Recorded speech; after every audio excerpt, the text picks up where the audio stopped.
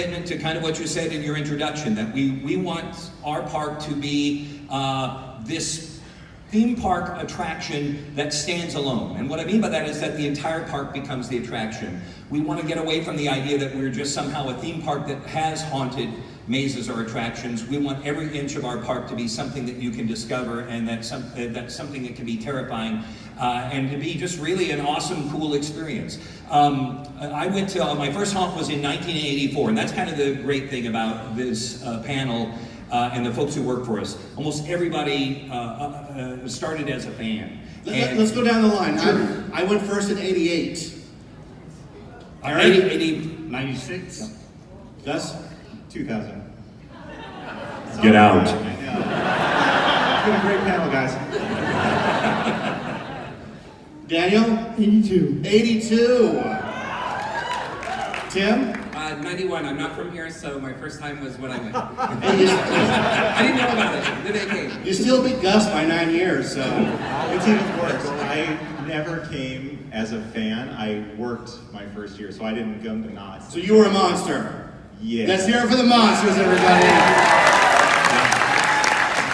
So, take us to 1984, Ken. Well, in 1984, I had no idea what I was about to walk into. And you have to remember that that was a time where there was no internet. So there was no possibility of watching a walkthrough video. There was no possibility of seeing snaps of what the event was. It basically was a radio commercial that said, hey, Wolfman Jack is going to be at this event, and it's the greatest Halloween party ever, right? Which I'm not so sure that why Wolfman Jack was the pull for me to get me there, but that's okay, I went, and I was blown away by what it was.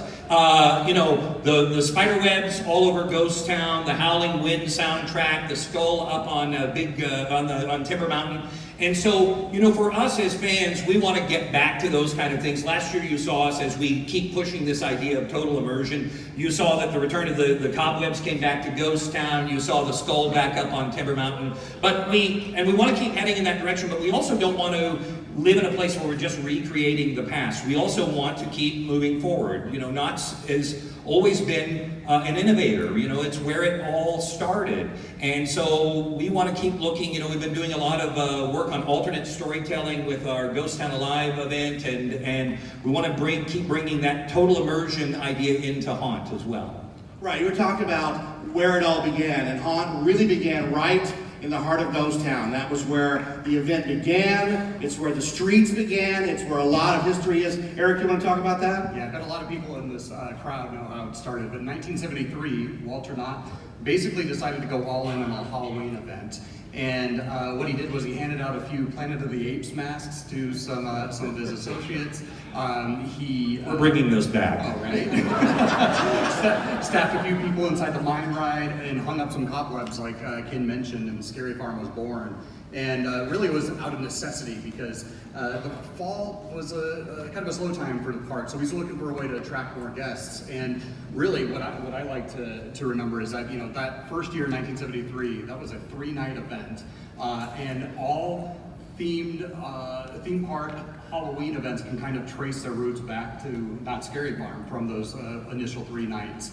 And back then it was only, you know, we had monsters inside the Peekins, and then they were eventually unleashed on the crowds, and the art of the scare was born. The first year they were locked in the Peekins. Yeah.